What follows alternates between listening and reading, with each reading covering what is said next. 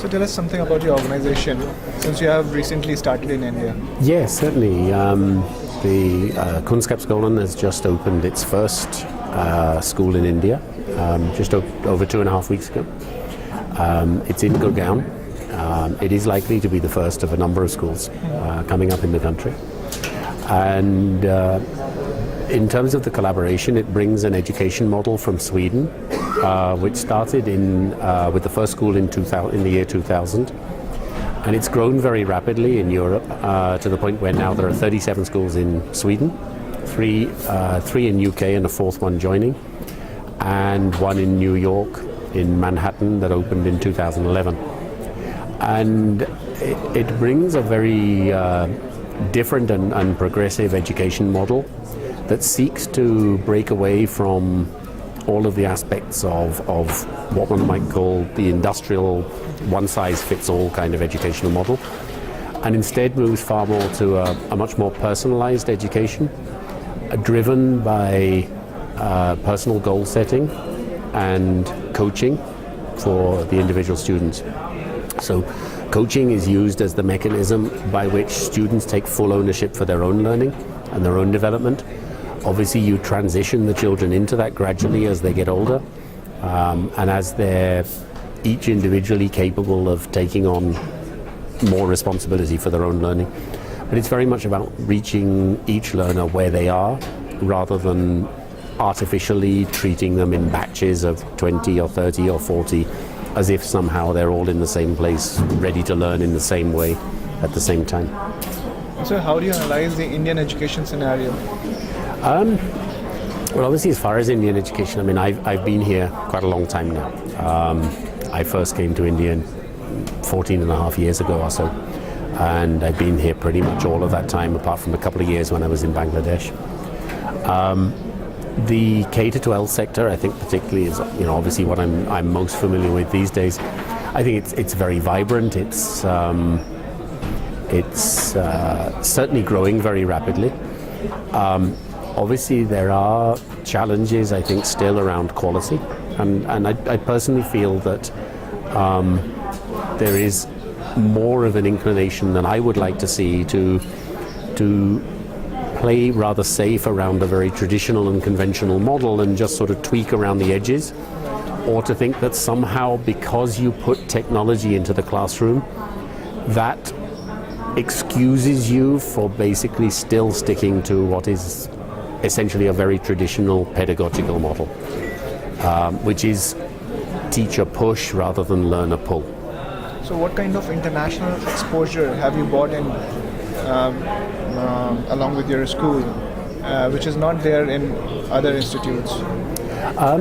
Well, I think even, for example, within this model, to have a situation where, for example, there are no textbooks, the learning material is all through a learning portal which is cloud-based.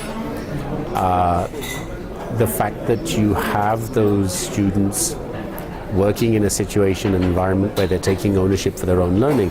So it isn't like you've taken a conventional classroom and just simply put tablet computers in. Right. What you've done is you've said, really the whole school day changes, and the whole atmosphere of what a school is and how it operates changes. There are no bells. There are no assemblies.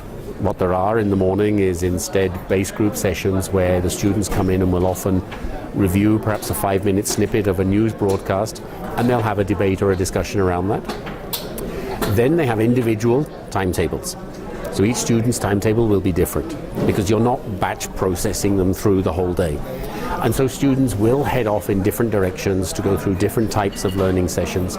Really, they're taking a lot of ownership of their own learning. As I mentioned during the panel discussion earlier, it really has worried me quite a lot when I've seen, even in my previous situation, and prior to joining this, I was with the Sri Ram schools as director for 5 years, and obviously a school, a group of schools that are very highly regarded. But it was still a concern to see, for example, toppers, examination toppers, an hour after they'd been told, you scored 97.5% in your boards or something, and the look in their eyes isn't one of pride, it's one of gratitude, because those individuals didn't really believe that they made it happen. Other people made it happen, and they made themselves a passive recipient. It was done to them rather than by them. And the evidence of that comes as well when, for example, I've seen students who have scored phenomenally well within our conventional system, who've then gone into overseas universities and have nearly come unstuck. Thankfully, I haven't really seen any of them fully come unstuck, but they've certainly gone through periods of great stress and strain as they transitioned to a reality that said, A, learning is far more than your ability to just regurgitate large bodies of knowledge. The universities that they're going to are much more geared to learning for the world and learning for real life. And in that sense, they're struggling to make the adaptations to that. And they've got to take a much bigger ownership for their own learning. Nobody's going to keep reminding them that an assignment is due in Thursday. They may have been told 3 months ago there was an assignment this Thursday. And if it gets to Wednesday and then they realize, or somebody tells them, okay, you've finished your assignment for tomorrow, and they're in trouble, it's their responsibility.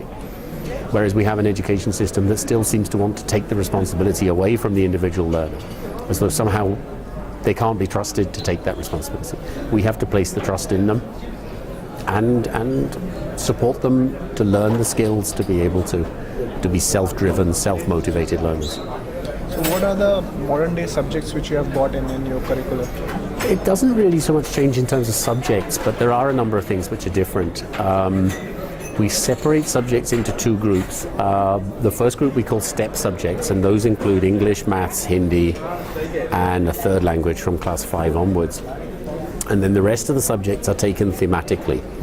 So although it's mapped against the CBSE curriculum, they're exploring those subjects in a thematic way, so a very sort of cross-curricular approach.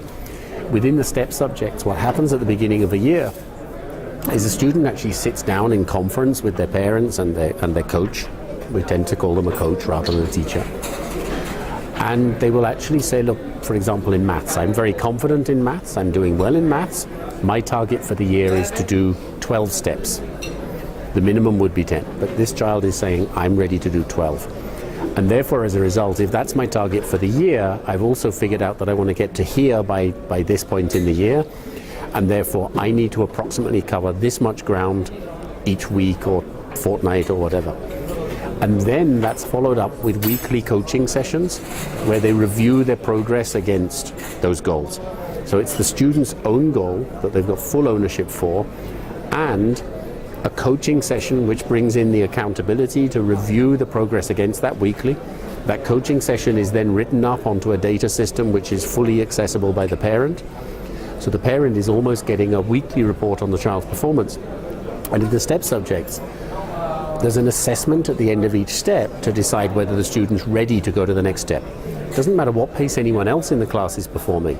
For that student, they determine, let's say, student says to the teacher, right, I reckon I have completed all the work I need to do for step 3 maths.